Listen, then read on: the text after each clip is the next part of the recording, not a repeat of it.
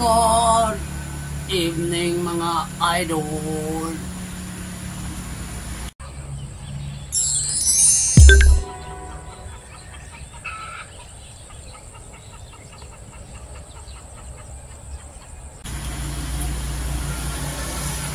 Medyo lugi tayo ngayon sa ating ani, mga waray upay.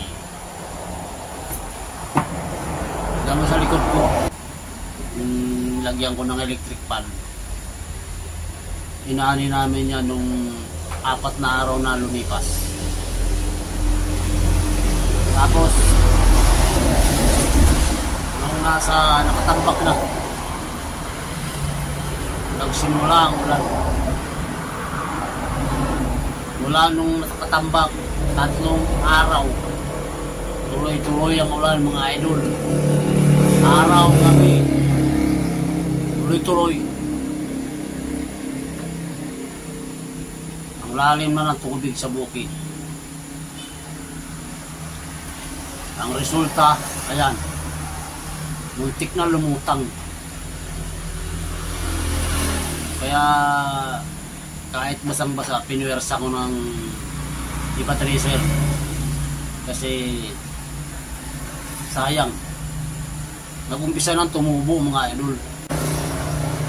Tapos kaya hanggang sa sumunod na anihan mga idol. So sayang kung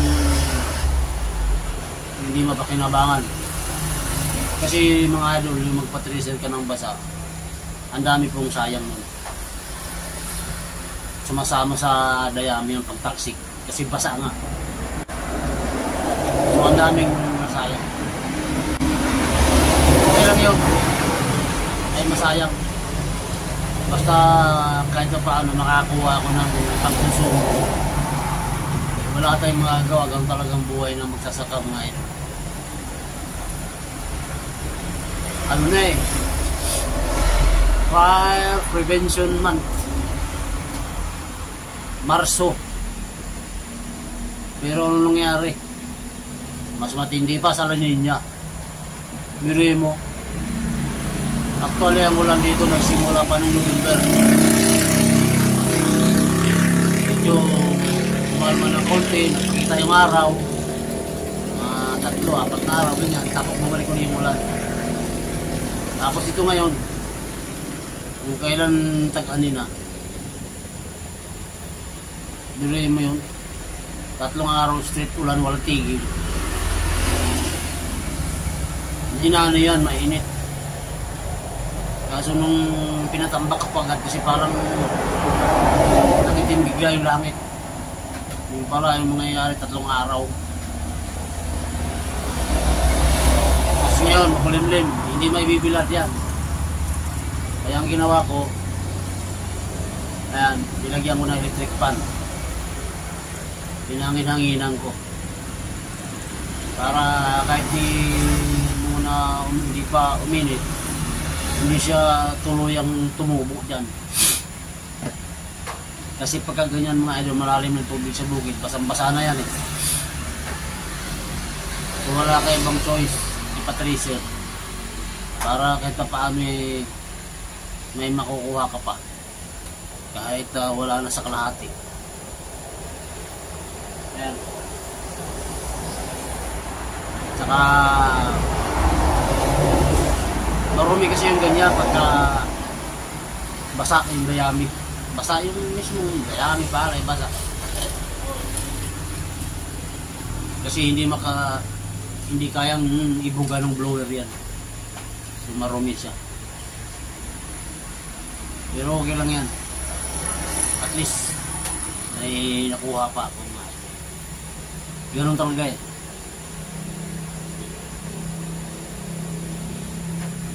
Nachimpo naman naulan talaga. Nilagyan ko naman ng ano yan, trapal sa ibabaw. Pero alam mo naman yung ulan pag nasa bukid, naglilimburak, umikot-ikot.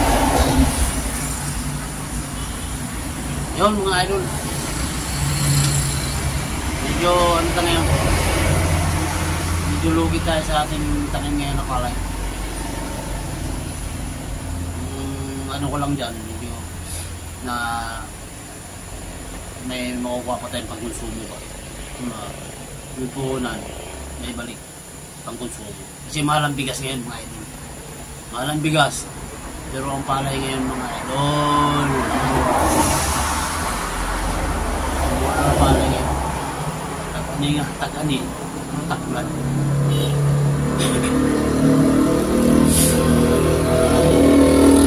Sa ibang parte ng Pilipinas, hanggang north, saka south, sa Luzon, sa Mindanao, medyo mainit. Pero dito sa Central Visayas, maulan mga idol. Ngayon tumigil sandali, makulimlim, tapos umuulan din maya-maya. Pero hindi nakagaya nung nakarang 3 araw na talagang straight 3 araw, gabi. Tuloy-tuloy ang ulan. Wala namang La Niña. Tama, rason na nga ngayon eh. Fire prevention man. Dumadaan na yung mga bumbero, nagpaparit na hira, nagwawang-wang. Kaya fire prevention man, kaya pinapalalis. Pero lakas na ulan. Yan. Yun lang muna sa ngayon. Yan. Papakinabangan ko yan. Pareha lang ang halukay. Kasi pag nakasako yan, idol, nagugulok yan. Uusok yan. Iinit. Kaya iitin yung bigas. Ito, hindi pag-ano to kasi ayan, pinuhos ko dyan semento. Nalis ko na sa akin para hindi uminit. Huwag nyo nga palang yung kalimutan mag-like na yun. Subscribe at yung notification bell. Yung kalimbang ko dyan, tirahin nyo yan para ma-notify kayo sa mga susunod ko pang video. Mga video, mga pag-alagala dyan. Minsan lang akong mag-upload mga ito. Huwag niyong kalimutan ito mga ito. God bless! Walang talaga eh. Nagsasakay. Walang init.